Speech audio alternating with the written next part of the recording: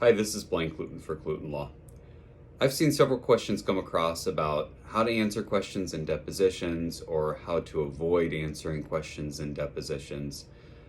I have a couple of tips and tricks, I suppose, um, for how to approach depositions and deposition questions.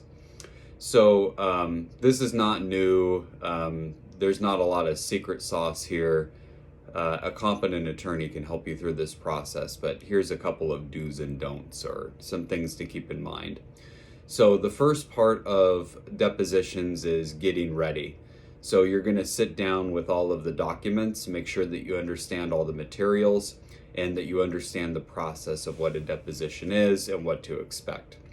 The second thing to keep in mind as deposition is going is to answer the question that was asked and not veer off into some other question, not get combative, but simply to ask the question that was actually put in front of you.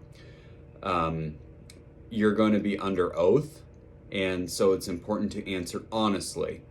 As you're answering, you're going to want to avoid absolutes and being careful to not understate or overstate anything that you're saying.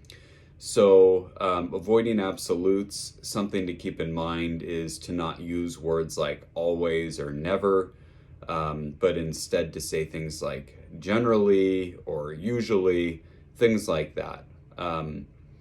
The last part of this is to answer completely and then stop.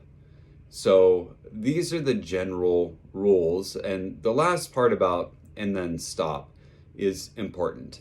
So you don't want to stretch out your answer and then be getting into other information that either isn't relevant to the question itself or is something that your attorney didn't want you to get into at that point.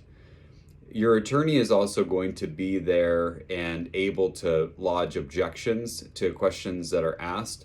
And if it gets to the point where there's an objection that can't be resolved, then you can call an on-call judge and get a ruling about whether or not you have to answer.